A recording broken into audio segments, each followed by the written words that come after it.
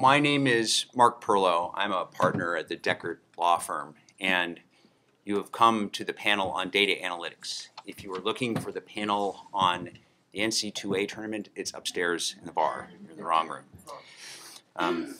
But if you've chosen instead to be a little serious this morning, we're going to be tackling a subject that, if you think about it, is inevitable. It is going to come to play a larger and larger role in our world, given the importance that big data and data analytics play, not just in the financial sector, but in the larger economy as a whole. It is really inevitable that the analysis of the reams of data that our firms generate on a day-to-day basis would come to be a subject of scrutiny by the SEC.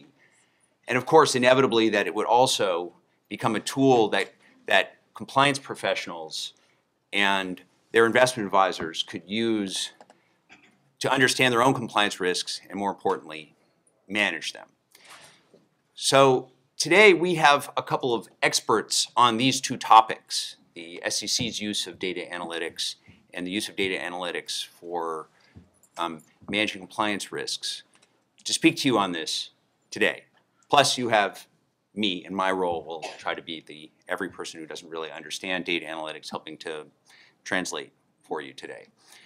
So all the way at the end of the table is Marina Ashoto, who is the Vice President of Advanced Data Analytics at Jackson National Life Insurance Company. And her job, I think, is what it sounds like, but more, as you'll see as we go along today. And to my immediate left is Jim Reese, who is the Acting Chief Risk and Strategy Officer in OC, the Office of Compliance Inspections and Examinations at the Securities and Exchange Commission.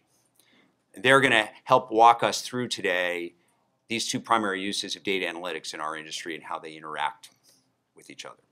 So let me start by turning it over to you, Jim, and perhaps you can give us an overview of how OC uses data analytics. Absolutely. Thank you, Mark, and thank you all for attending this breakout session. So as many of you know and have read and have probably attended other conferences and speeches where there's been SEC staff and our director, Pete Driscoll, OC has been using data analytics in its national examination program for several years. I think there was kind of an advent, a milestone, if you will, about 5 years ago when we actually developed an organization called the Quantitative Analytics Unit, staffed them with individuals with advanced degrees in computer science, and mathematics, machine learning, things like that, to really help build out two things in the national examination program.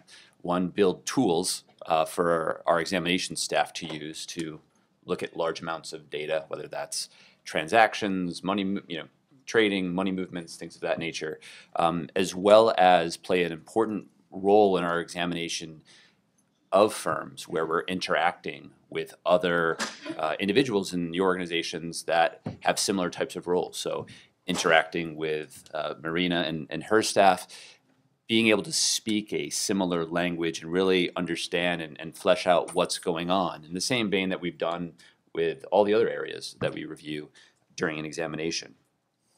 We have also created a centralized office to bring together what previously had been kind of disparate risk and data units within the National Examination Program. These are individuals located all over the United States in all of our regional offices. And we also have groups of hybrid individuals that have had a history, like me, in the examination program, conducting examinations of investment advisors and investment companies and broker-dealers and the exchanges, that have always had sort of a knack for doing data analytics. So these are kind of hybrid quants, hybrid examiners. And not only do these individuals assist and support examinations nationally and in some cases assist the Division of Enforcement, but they also conduct their own examinations. So in addition to having discussions with them about your compliance programs and things of that nature, they're going to be asking for large amounts of data and information. So they have that kind of best of two worlds, both having examination experience as well as having expertise in data analytics and data-driven processes, which we've also outlined to share in and kind of reminded the the industry in our priorities memo of how we're data driven and how that goes around kind of funding and improving how we look at firms. The one thing that the slide quotes here is talking about better identifying high risk examination candidates. So I always try to dispel the myth that we have this black box and it just crunches out examination targets. That is not true in many respects. We have models, we have ways that we look at information, we have anomalies in that information, and then we provide that intelligence and information to our staff. And we have a very important aspect of human overlay, looking at that information, interpreting it. As anybody who works with data knows that there are a lot of false positives, and those can be mitigated through some technological advances, but a lot of those are dealt with human capital. So in other words, Skynet has not yet taken over the SEC and firing off random laser or nuclear missiles at the industry, but rather the humans are still in control. The humans are still in control. The microchip is still locked away in some vault somewhere, if I'm remembering the movie correctly. All right, I think that's reassuring. Yes.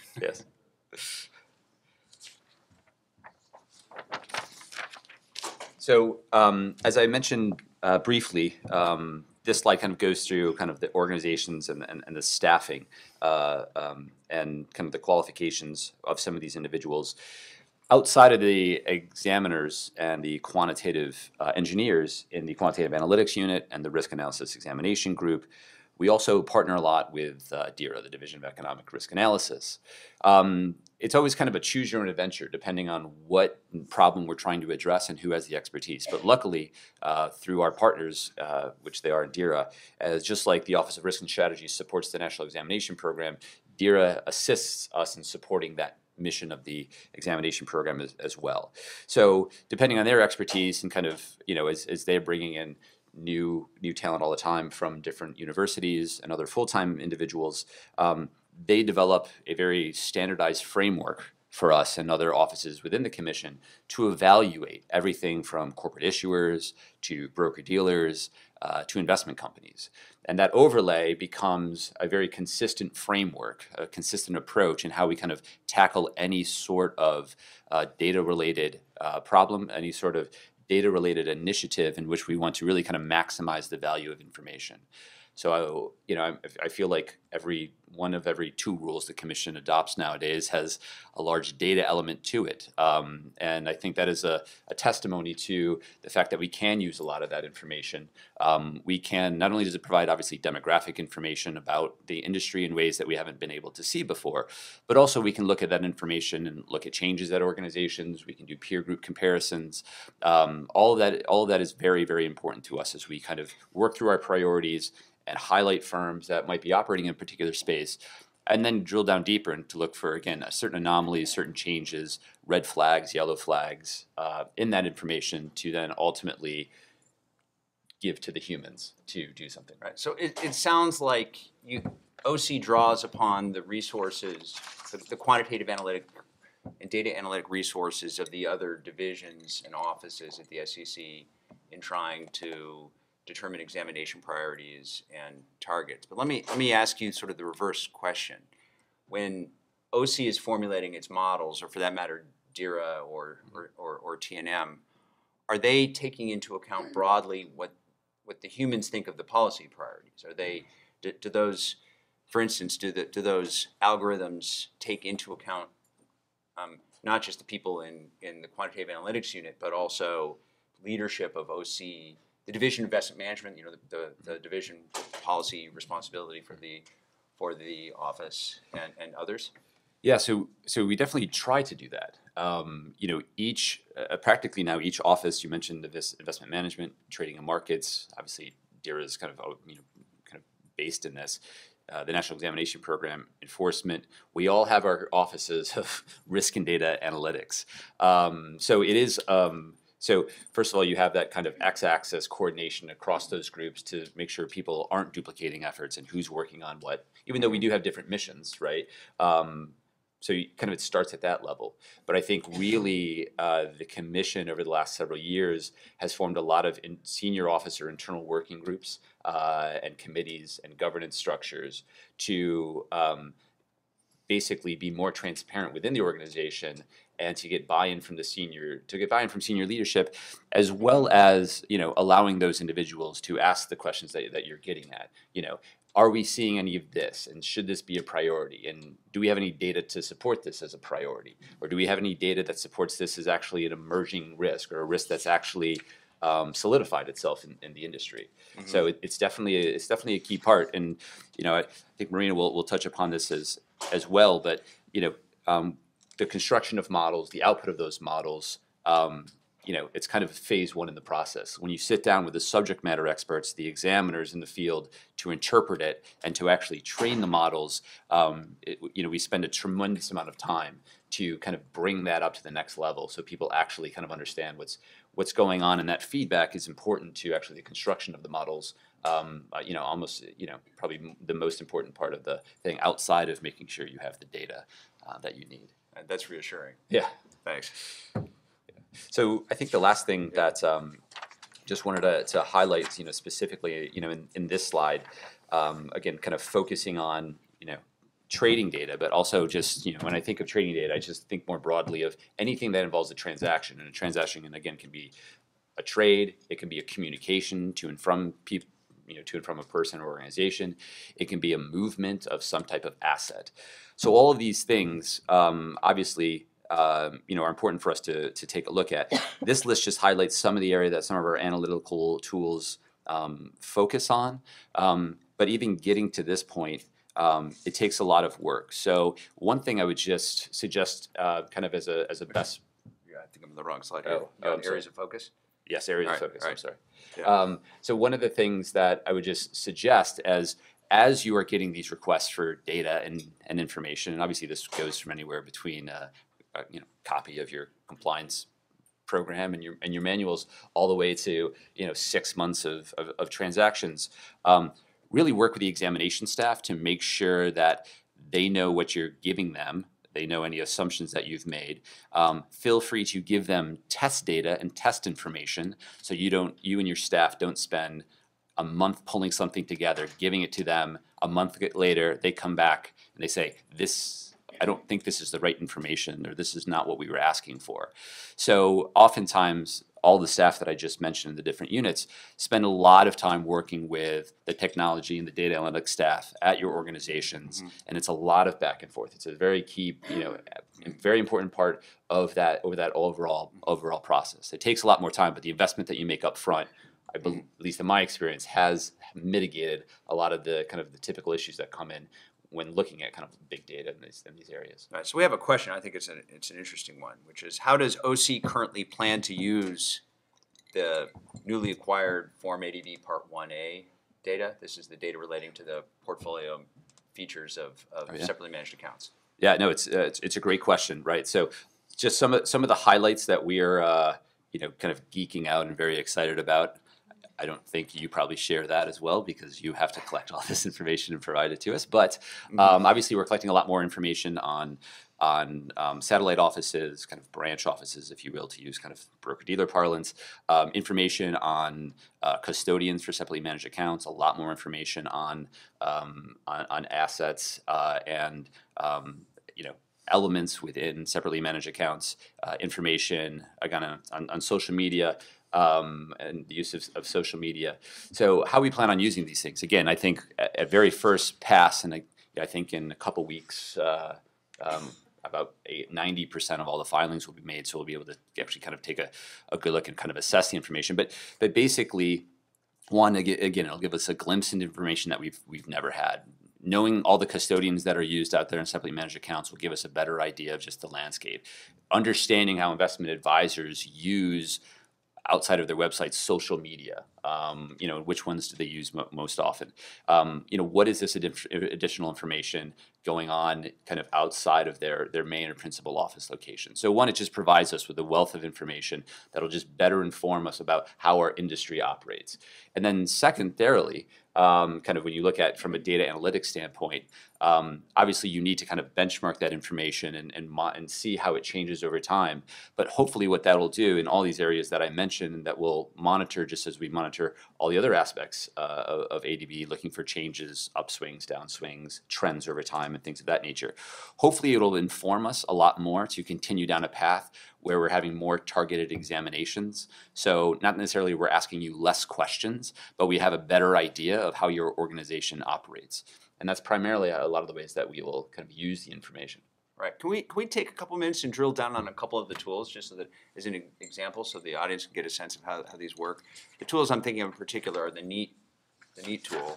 Yes, I apologize. I think I jumped to slide. I think I jumped to sharp there. So. And the text analytics. Like you could, if you read the SEC's enforcement action press releases, you would know that the SEC has brought a number of trade allocation cherry picking cases where the release points out that this tool helps locate trades that were so improbable in the difference in profitability between the proprietary accounts, the cherry-picked accounts, and the client accounts, that was subject for further examination. So this seems like it's the most integrated into OC's operations, or one of the most integrated tools. It'd be good for people to understand it. Yeah, absolutely. So it was internally developed by our quantitative analytics unit. It's been developed over several years now, excuse me, and it's based on transaction analytics. And once information has been loaded and mapped in there, it's literally just a series of a variety of reports and metrics that are calculated in any of the number of the areas that we get to on the slide that I jumped ahead to. So what happens there is that it's not a push button find fraud or find a deficiency. What it allows somebody to do once they upload the information in there, an examiner, and all the examiners have access to this tool, is it highlights trades or transactions of interest in each of the areas, and allows the examiner, again, in the spirit of trying to be more efficient and maximize limited resources, ask those questions sooner in the process. So when I first started at the commission almost 20 years ago, we would get the trading information. We'd probably spend 3 or 4 weeks on it, looking at it, cleaning it up, doing our sorts, doing our subtotals, and then ultimately asking questions. So what we're trying to do with this tool is empower those examiners to run all these screens, to look at all this information, so then on day 2, they can come back and say, well, we have questions on these. We'd like to know a little bit more information about this transaction, or how these trades were allocated, things of that nature. What I think is interesting, I'm going to continue with my dated science fiction movie references. This is not the Minority Report. This is not pre-crime, right? Just the fact that the computer spots it doesn't mean that you're busted, right? An actual person comes in and investigates. Right. Although in headquarters we do have a pool with 4 people with shaved heads in it, but they do something totally different. Yeah, right. Yeah, right. That's I think they're in the division of corporation finance or something. I don't know. Right. So, could you either send questions in on cards or submit them on the app, and we'll work it into the presentation. The next tool is text analytics. So other SEC officials beside you have said, for instance, the SEC's used text analytic tools to analyze the public disclosures and public filings of financial institutions. Think of the big banks leading up to the financial crisis as a form of back testing, just to see how the tool worked, and they were able to spot the increase in mentions of credit default swaps and subprime mortgage-backed securities, with the thinking that if they had these tools in place and knew what they were looking for, the text analytics alone would have sent off red lights, all lights flashing in the system. There's some risks we need to focus on a little bit more. Right. Yeah. No. So the text analytics tools kind of primarily started off with, can we crunch all of this information and develop themes out of this that, again, kind of in a precog sense, are people starting to really talk about and disclose certain elements that, have to do with new products or services or parts of the economy or other stresses to the financial markets, in general. And I think that got to a very kind of mature phase where we are then kind of taking that lens and say, okay, well, obviously we run a disclosure-based system here. Everybody in this room files ADV Part 2s. Mutual funds have pages and pages and pages of disclosures in them, right? So how can we look at this information and make sense of it? And again, can we use it to better hone in questions, ask for information? And a lot of that comes out of kind of very early stages of text analytics, right? So if we have an expectation because of your business activities that you have some type of affiliation or you sell some type of product, then there's an expectation, or you hold some type of instrument, then there's an expectation that you will talk about it in your disclosures, right? And so kind of the baby steps, if we will, that we're taking in this space, it's very fascinating, but again, oftentimes you get a lot of false positives here, is really trying to say, okay, we have this expectation of something that you're doing, meaning that you're probably having to make some type of disclosure about it, and let's see what that disclosure looks like. And how does that disclosure compare to other firms that are disclosing something similar? Right. So it really kind of starts around what I think is more statistical analysis of words and topics that are used in your disclosure documents. Right. So I've got two questions here that I'm going to move to Marina. The first question is, what are some examples of these root words you're looking for in text analytics? Which you can also interpret as, what words should we not put in our Form ADV Part 2? Well, I mean, the most popular words that are used in disclosure documents are hedging words: may, could, would, should. But seriously, I mean, so again, I'll answer that two ways. So one, again, depending on what kind of disclosure document we're talking about, instructions to those disclosure documents lay out things that you have to discuss, right? So we look at the content around how you talk about those things, again, in relation to peers, in relation to kind of any way you want to define peers. So that kind of gives us just a general insight into the organization.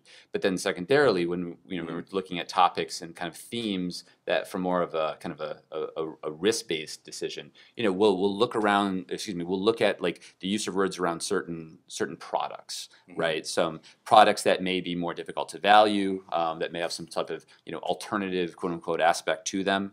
We'll also look around the ways in which you talk about the services that you provide, and are you touting certain things over other ones, given again how you're disclosing those, let's say in a different filing that you might be filing. So some of the root words can be anything from certain products to which includes newer products or new strategies or new styles.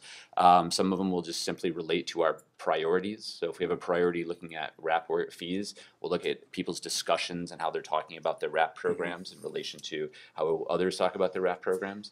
So those are some of the things that we do. Right. So the takeaways here, since he's not actually telling you the words, and I can't blame him, I wouldn't if I were head of his job, are read the SEC's examination priorities, read other people's Form ADVs to get a sense of what they're saying, so you can understand you're in the mainstream of disclosure. And if you're disclosing conflicts of interest or risks that you think that are not just hypothetical but real, use will rather than may or could. And these are these are long-standing lessons, I think.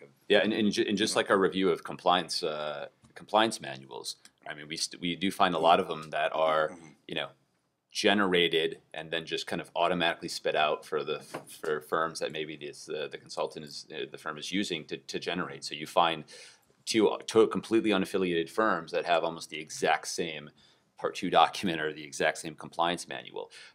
Again, not that in theory, there's not anything wrong with that, but it just goes back to the broader comments that we've made for years and just looking at compliance manuals. Is it tailored? Does any of this actually apply to your organization? And what are those tweaks that you can make around it? Right. All right. One more question for you, Jim. Then I want to move on to Marina. And the question is given the greater and greater use of data analytic tools, does this mean that the way of the future is more remote examinations or less field time with examiners present in your office and more time with them working remotely? That's a great question. So I think in particular areas, I think that might be true, or at least it might change the life cycle of examination, right? So maybe there'll be more kind of upfront correspondence, kind of data request, followed with maybe a visit to the firm. I mean, again, being in the examination program, for a long time, there's nothing like interacting with the personnel to get an idea of what's going on. But that's not always the most efficient use of resources, again, depending on the area or topic that you're looking at. Right. So I do think that there will be some more kind of just data-driven requests out to firms, kind of more correspondence types of examinations in those areas. Marina, so flip to the other side. Can you help give our audience some sense of how you use and perhaps they can use data analytic tools in their own compliance programs? Sure. So I can talk first a little bit about how the group started at Jackson. So our team is very young. We started in the end of 2016, and I report to the general counsel. So we have an advanced data analytics team that truly sits within legal and compliance, and our goal is to support the compliance department with their needs. So if you wanted to create a mission statement for us, we are really trying to identify risk, find ways to quantify it, help mitigate it if possible, and help with audits, help with SEC examinations. Ideally, what we want, which will not always be possible, is when we give our data to the SEC, we should not be surprised with any of the findings. We will be sometimes, I'm sure, but our idea is that we should be able to find issues on our own first and start to address them and just not hear about them for the first time during an examination. Obviously, compliance departments have their processes set up first. So we as a department, what we do is I see it as 3 steps. So the first step is to identify areas where we can assist with compliance. And I'll use an example, say complaint reporting. So we look at that, we look at how complaint reporting is done, and we try to find ways to use data to do the reporting while taking out the manual element. So if there's people pulling out information, copying and pasting, we try to see if there's any way that we can use the data to automate that part so that people can spend more time addressing issues rather than building reports and looking how that area works. The second part would be, now that automation has happened, can we incorporate even more data to have a more global view of what is going on? So again, if you look at complaints in a lot of firms, you are just able to look at the complaints, how many complaints came in, where did they come from, what are the topics. But with using data, you can put together a view of the complaints from the customer side, from the producer side, and you can have a view that maybe allows you to see some systematic behavior yourself. So that is something that would be very hard to do the way things at least were at Jackson a couple of years ago. And then the third part would be, once the automation is done and the incorporation of data is done, is there any way that analytics and modeling can be used to predict some behaviors? So for example, if we continue to use complaints, is there anything we can use to predict the likelihood of a complaint occurring, to predict the number of complaints that come in? So those would be the three parts. And the modeling part can have 2 uses. One is you can see, for example, if I use fraud as an example for this, which is a little more interesting when you look at modeling, can you predict fraud so you can curb it? That's very important. But the other side of it is, even after fraud has occurred, can you go back and retrospectively do an analysis to see where you might have missed possible occurrences of fraud? So that would be very significant, again, to go back to the risk quantification and to see where you might be missing something in your business, and you can enhance it by putting in more controls, putting in more reports, changing the way some things work. So do you want to tell us what are the elements of how your data analytics work and then fit in with a larger compliance program? Sure. So the single most important part of analytics is the data. And we have actually spent a lot of time setting up our data. Before we started, we did not have a single centralized area where you can pull data on fraud, on complaints, on logins, on producers, on customers. So that is something that our team has been working on since we started, and we have gotten pretty far with that. So we do now have some capabilities to put data together and create those views that I mentioned before. Setting up the data is very tricky, because when you set up the data and pull it for an examination, for the examination you need to pull the data as of a single point in time. But when you try to do analysis, you have to pull the data as of the point in time that you're trying to recreate. So for example, if you're looking at fraud and you want to build a fraud model, you have to go back to the point where you would have liked to flag fraud and say, okay, what did I really know at this point in time? What information did I realistically have? And how can I use that to predict fraud going forward? Because if you use your data as of today, obviously you know a lot more than you did at the point that fraud happened. Also, a lot of the data we have, if you look at text data and a lot of data that gets entered by hand, you need to clean it, and we do spend a lot of time doing that, because if your data is not clean, you're not going to get good signals, and that is something that you have to take care of.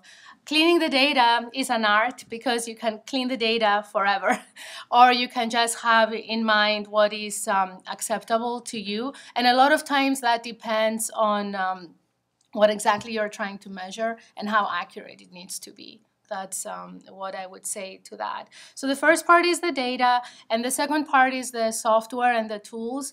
From my perspective, I like to use tools that a lot of people can use, because then you can recruit people a lot more easily. So there are some tools, we didn't list them there, but R, Python, and SAS, people talk about them a lot in the industry if you look, and those are just some standard tools that can be used to do a lot of analytics. Again, you can use some very obscure tools, some tools that are proprietary to consulting firms, but you always have to think, can I hire people who can very easily use these tools? And another consideration, I will say, I'm not a lawyer, but with R and Python, they're freeware, they're great. A lot of people use them, like them. Data scientists like to say that they know R and Python very well.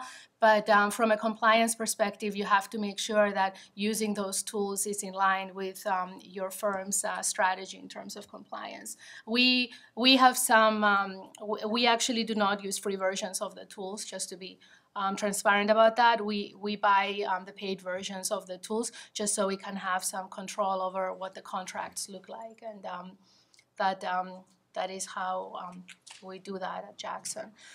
In terms of the techniques, I'm not sure how interested you would be in the techniques, but we use a lot of the same things that Jim mentioned: text mining, machine learning, regression. Again, it really depends on what you're trying to do. I find text mining has become very prevalent in the last few years, has a wealth of information. It can give you a lot of false positives, and it is something that you have to continually look at. When you were mentioning the question about the keywords that people should look for, the problem with that is these models and these techniques, they're alive in a sense, so they continually change. So even if you change the way you word it, in a year, your new system and your new behavior will become apparent. So you can never really manipulate, I would say, how the text works, because a lot of the algorithms just learn from the changes, and they update and they adapt. Is that true of the machine learning tools, or also just the straight up? I think the straight up regressions just have a longer shelf life. You can use those models for a much longer time. Right. But I think text mining is just a lot more fluid. If you think about it, different people write differently, use different words, so it's just not as easy as looking at numbers. Right, right. I mean, for those of you, I'm only one step ahead of this game, but for those of you who don't know the difference between machine learning and just a straight up algorithm, algorithm essentially has to be programmed by people, so the questions have to be embedded in. You have to say, here are the variables we're looking for. Tell us how frequent they are. Machine learning actually is what figures out which variables to look for. In other words, which questions to ask. Machine learning eventually is when Skynet comes. So that's the absolute most bottom line. But I mean, Jim, does the SEC use machine learning yet, or the algorithms still all programmed? Yeah, no, definitely. We use machine learning, looking at ADB Part 2s, starting to look at compliance manuals, investment company disclosures. So we definitely use that. But totally agree that there's a lot of art into it, but it's still in very early stages. And again, it is kind of even though the tools are learning, sitting down with the individuals that in the past manually were looking at things to really kind of help kind of put and frame that work is still very important. Right. So ideally, we want to put all these things together, right? The data, the software, and the techniques, and just create something that our compliance team can use. So if you look at the reporting piece I mentioned before, just the idea of people don't have to spend as much time creating those reports. They can just get them monthly, weekly, daily, whenever they need them, and they can spend their time reviewing other things so they can just be more productive in their work. But also you can use analytics to flag areas of concern. So if we want to talk about some areas of focus, for example, if you look at anti-money laundering, if you were to build a model that looks at the propensity of money laundering at, say, the customer level, then once you integrate that with your system, you can get alerts that there is a high propensity here for money laundering. Look at this customer more closely. Then someone can be spending their time doing that instead of creating the anti-money laundering report. The same idea if you look at suitability, instead of spending time doing the reporting, since the reporting is automated, you can have some models around suitability, and then you can get alerts where you need to look at suitability a little more closely. So again, it's that integration between the system and the analytics to make things more efficient. What's interesting to me is that the formula integration you're describing, the data analytics are still just a tool that are used by people. The data analytics themselves aren't in charge. No, I don't think they should ever be unless you're talking about very, very large volumes. And that's where even with analytics, obviously, you don't want to be creating 1,000 flags a day for money laundering. You want to have that tuning so you're truly looking at your, top 1% of concern or top fraction of a percent. I will say that especially in the area of anti-money laundering, it is very challenging to create those models just because these are, I would call them rare events. You don't have an incidence rate of 10% of your transactions being tied with money laundering, right? So with those very rare events, it's just very, very hard to create those models. So not only is the human element important in how the tools are used, but even when you develop the analytics, I think you end up, at least in the beginning stages, to have a lot of assumptions in there where, for example, we have to talk with our AML team and say, can you just give us some criteria of what you think is suspicious? Because the data is not enough for us to create an algorithm that will do that. So even with the analytics, we do start a lot of times with just those hypotheses that come from the experts. So I don't think analytics can work in isolation, not in interpreting the data, not in building the models. Right.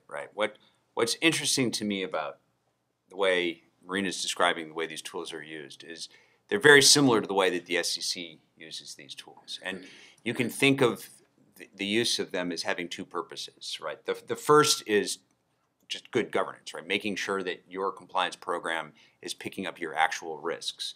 So you can then figure out how to adapt your compliance program and address any particular violations as they come along.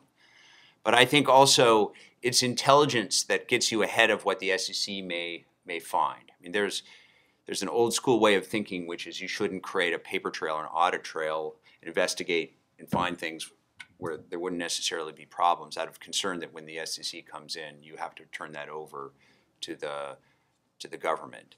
But I think given how advanced the SEC's own data analytic tools are right now, you have to give serious consideration to doing your own forensic data analytic works to try to understand what they might find when they come in, so you are not surprised. I've had, not from the data analytics point of view, but I've had too many clients experience the feeling on the Friday before the SEC comes in and they're pulling all their documents together. They suddenly realize they found a problem that they hadn't known existed before. And on the eve of an SEC examination is not the time to learn you've got a problem. I mean, to this point, I think, when I think about problems that sort of pop up that are found on your systems, at least for a word-based lawyer like me, I always think of email. Right? So one question that we have here is, I mean, does the SEC and then Marina, does Jackson National use the text analytic tools to go through emails to see if suspicious patterns come out? So I think like the use of machine learning in evaluating emails is it's a great concept. We've started to do some work in that area, but a lot of the work that we have done is more around keyword searches, understanding communications, who's talking to who, marrying that up with trading activity, who's talking to who when, who's being BCC'd the most, what are the domains of all the external emails that are being sent. I think it's much more targeted and strategic. But as you alluded to, there's just so much content in there. To manually kind of go through all those and read all those is just so time consuming. So we're definitely exploring that area, but it's extremely in the early stages. And again, it's very just loading them up and strategically kind of reviewing them, and again looking for some of those other patterns that people find. Right, Marina?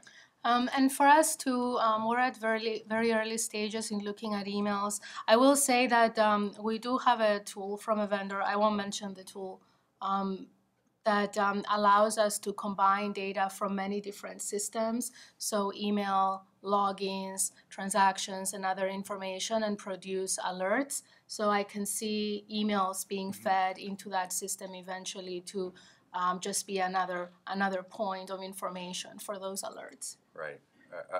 A similar kind of question, different area. Jim, does the SEC look at social media or websites as part? Do you take that data into account when you're doing either text analytics or other data analytics? We do. Again, I think that is still another area that's very kind of, there's just a lot of humans doing that. There's only certain things you can do as a government agency in looking at kind of public profiles, and obviously making sure that we don't run undercover privacy laws. We don't run undercover kind of sting operations. I remember years ago, when message boards were the most popular thing, and we would ask our chief counsel, "Oh, can we go into the message boards and look what people are saying?" They're like, "Well, I mean, if you do, you have to announce immediately that you are from the SEC and what you're doing in there." Which always makes the conversation more interesting. It is. I mean, talk about a cooler. So yeah. Marina, has Jackson National thought about bringing that? We've thought about it, but we're not really doing a lot with it yet. Right. I mean, it's a daunting challenge just because there's so many different platforms. That data takes so many different forms. And as I can tell you from advising clients without the use of data analytics, just trying to figure out where the line is drawn on a state-by-state basis between what's private information of your firm's employees and what you can legitimately say is the firm's. That's a very difficult problem, and luckily for my profession, still requires real people to sort out rather than the machines. Right, and I also feel like each kind of social website medium has different functionalities that allow you to turn things off and not turn things off, and can provide great detail and audit records, and some can't. So it is, that's the other challenge here, is that at least in my experience, every single one I'm thinking of just operates even though to the end user it looks kind of similar and has interesting functionalities, it's just everyone functions differently from kind of like a compliance control standpoint. Right. But does the SEC ever ask for social media passwords? Do we ask for social media passwords? No, not in my experience. Yeah, I don't think that's my experience. We ask for social media passwords also. So. But now we know what social media people are using because we're asking for it. Yeah, that's right, and that's going to be it. That's in the new Form ADV, and it's clear this is an area of increasing focus for the SEC and the staff. And I wouldn't be surprised if this isn't not in the immediate future, but sooner rather than later, the data analytics folks figure out how to take social media into account in their algorithms. I'll just add one other thing real quick. Just not so much on social media, but like when we take inventory through our regulatory forms, especially of kind of any externality that exists, whether that's a service provider, a gatekeeper, social media that is used. Another thing that helps us do is when there is an issue at that third party, right? When they've patched something and it's gone horribly wrong, or when they've had a data breach, or when there's been some other kind of systemic issue, we now know which ones of our firms will be impacted, right? And again, that kind of goes to my earlier point about being kind of strategic with our resources. So instead of just kind of reaching out to a variety of firms and do you engage with this organization, or maybe you did, or 10 years ago you did because we happened to examine you, but all of these things also kind of feed that kind of element of kind of our monitoring of that information. Right. We have another question here, which is a perfect segue to the next slide, actually, which is about challenges and pitfalls. So, we all know from using computers that false positives are an issue. In fact, that's why these tools are tools rather than pre-crime, rather than actually saying we can identify things for sure. So I'll start with you, Jim, and then I'll ask Marina. Do the SEC's tools sort of or do the people using the tools, do they learn from false positives, and do the algorithms get more efficient over time to focus in on what really matters? Yeah, they do. I think kind of even before that happens, there's just a lot of training people on what the actual output means first, right? And it's interesting because I also feel like with all the tools and the analytics, kind of the first iteration of a lot of these things is like I'm staring at a spreadsheet with 1,000 columns and a variety of numbers, and I don't know if 0.9 is good or if 0.9 is bad, and I don't know if a negative is good in this model output or bad. So we spend a lot of time actually around kind of business intelligence tools that provide a nice kind of user interface to look at this information and provide context, kind of, if this is a 0.9, then 0.9 is actually good, but in this output it's not. So to actually answer and get to your question, that helps using those types of tools can really help the end user kind of better understand and quickly identify false positives. But also, people have different definitions of false positives. There's kind of data false positives, and there's other things that people consider this is not important because I understand why this number is being generated like that. It's accurate, but it's still important. But yes, we do spend a lot of time going back to the examiners and dealing with false positives, and again going through kind of agile development cycles where we can kind of make adjustments. But there's also just incredibly amount of testing that go on before things go into even come close actually to going into production, starting with small user groups, really kind of working through the information. Because anybody who's ever built a system, you could have user acceptance testing for 10 years, but on Friday night when that gets moved from stage to prod, it's a whole new ball game. So it's definitely it's a lot of investment that we make. Right, and a takeaway I think for everyone in the audience is, of course, if the SEC does come in and examine because the tools have located a suspicious or a risky event, that doesn't mean you have to roll over. I mean, if to the extent you can, you should, if something wrong didn't happen, present your case. These are not the droids you're looking for. You can move along. So Marina, I mean, do your tools, do they learn from your experience of identifying false positives also? Yes, I think your tolerance for false positives depends on what you do with the information. So for us, for example, if we take, again, the anti-money laundering example, if it means that there's just a lot more burden on whoever's using the tool to review more transactions, you just have to look at how you can tune it to make it more user-friendly and acceptable. But also the other side of it is, as you're developing your tools further and you're trying to decide if this solution is better than this solution for, say, anti-money laundering, then false positives is one of the metrics you look at. So a lot of times these things move in conjunction with each other, so you might get better accuracy on one hand and fewer false positives on the other hand, but sometimes things don't move the same way. Sometimes by reducing the false positives, you also lose a lot of the true positives as well, so you have to see where your tolerance is there. Right. So of course, the computers aren't the only ones that have flaws, right? People are running the computers, at least for the moment, and so managing the people who manage the computers is one of the major challenges, I think, in running one of these programs. So Marina and then Jim, can you talk about the challenges you have in your program in recruiting, retaining people, and getting the right balance? Sure. So I think that one of the biggest challenges is there's not a lot of people doing data analytics in this field. So you can find a lot of people who do it in banking, in insurance, like P&C side of insurance, but you won't find a lot of people who do it here. So you have to accept that, and then you have to find people who can be very agile and who can learn the field very quickly so that they can apply the analytics very quickly.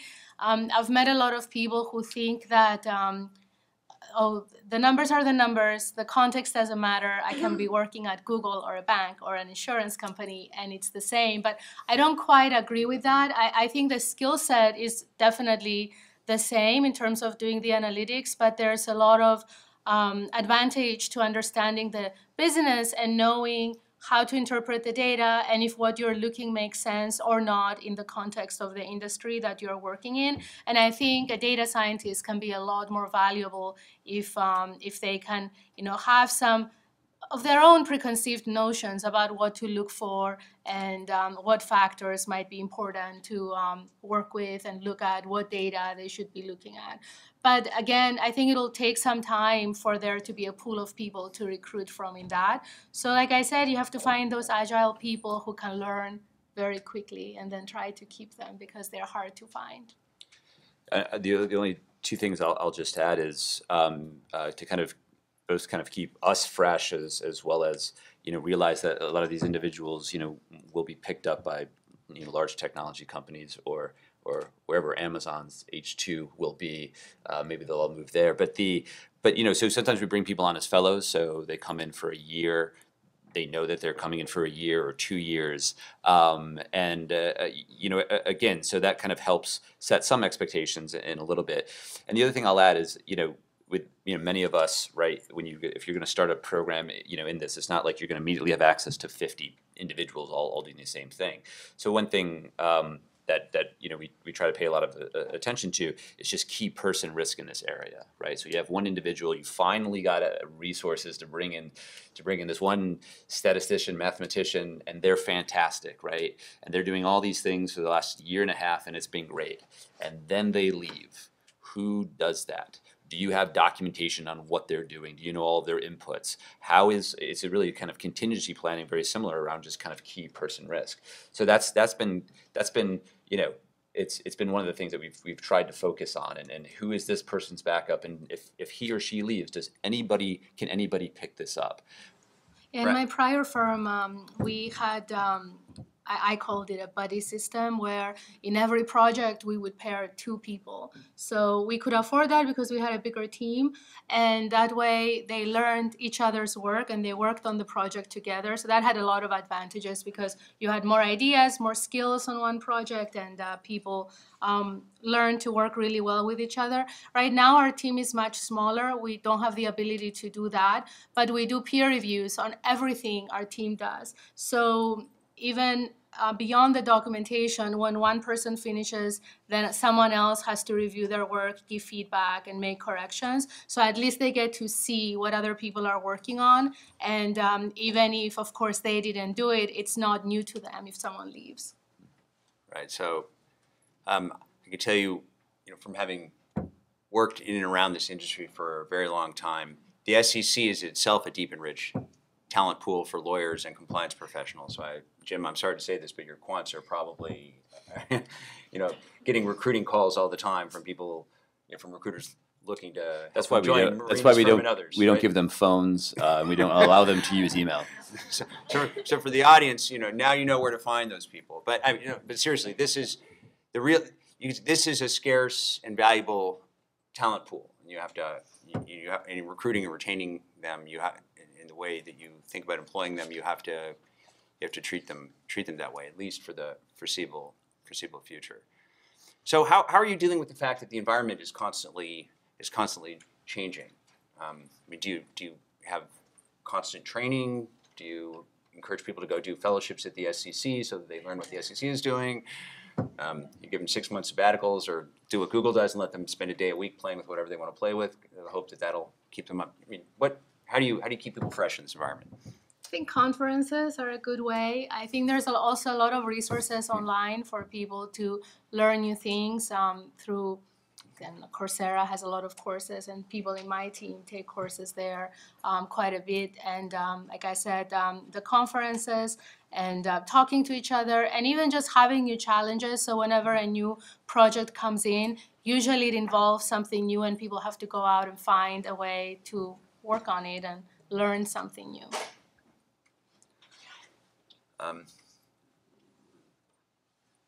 Do you know, are advisors outsourcing this function? This is a question from the audience. I mean, are there the consultants or vendors who will actually do this work for you, or is, even if theirs, is that a good or bad idea?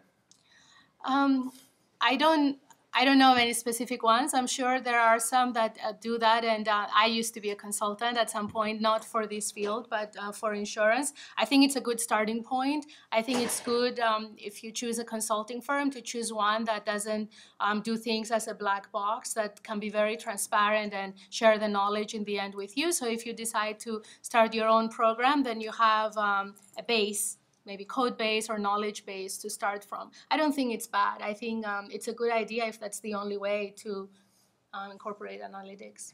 But I think you hear you saying that if you can build your own staff who understand your own compliance risks better, if you can afford that's in your view, a better way to manage the compliance risk? It is, because the people who use the data know the data, and that's all the data they look at day in and day out, versus the consultants who will come in, learn the data, do the project, and then go away after a few months. So I think there is an advantage to having someone in-house. Right. That being said, so first, I haven't seen this outsourced yet, but this seems like a promising business model for those of you who are looking for your next job. I wouldn't be surprised when we come back and do this panel 2 or 3 years from now, we start talking about the different ways in which consultants have found to provide this set of services.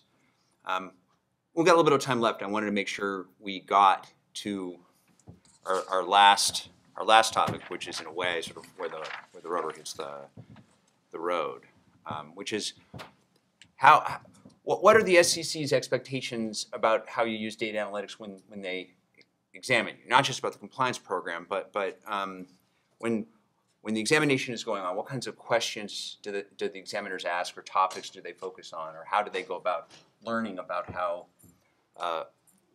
an advisor uses data analytics? Sure. Yeah. No. I mean, it's similar to many of the areas that we review for, right? So we want to understand kind of who's in charge for what, where are they located, who they report to, direct line, dotted line, and then really kind of taking inventory of kind of all of their responsibilities and kind of what elements of the business are kind of they crunching through this or their machinery. And when it comes to those types of conversations, it is around, I mean, it starts, I think we have in the slide, sometimes we may have quants that sit in. A lot of the conversations don't immediately start with, on a very kind of quantitative level. It starts with just understanding the process. What are the assumptions? What is the data going into it? How long? What is the maturity? What is the testing like? Is really just trying to understand each of those elements within the areas that they're deploying data analytics and frankly, any technology. Do you use any third parties, vendors, or consultants, or otherwise? And then as we have kind of further questions, I think, and we now might have to work with individuals, whether you have them in compliance or whether you have them in your IT departments, to really kind of do a deep dive into some of the information that's being provided. Again,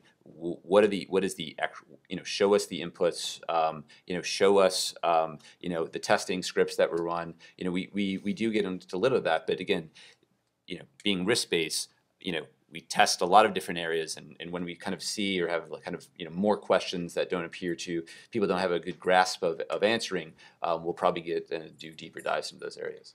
So in other words, if the advisor says these are not the droids you're looking for, the examiner may say, actually, I think those may be the droids we're looking for, and come in. Explain to us why those are not the droids that we're looking for. Right. You could actually get down to like quant to quant conversations, comparing data sets to see how you got to different results. Mm-hmm. Yes. Yeah. So in recruiting your quants, I mean, this really underlines Marina's point that at some point they may find themselves sitting across the table from an SEC examiner. So first, it's important that they understand they're not working at Google, but working at a regulated firm, and then second, that they understand something about the actual regulatory and compliance framework themselves. So Marina, I'll give you the final word here. I mean, What do you expect the examiners will do when you come in, and what will be your posture? I know, of course, they'll request the data. We'll give it to them. And I'm hoping we'll have a dialogue about any questions they have about the data or any issues that they might be seeing so that we can have an opportunity to explain why the data is the way it is. And before a letter is issued, at least hope that we have a really good understanding and make those examinations that are so analytics-based better as time goes on. Right. So we're out of time. Thank you very much.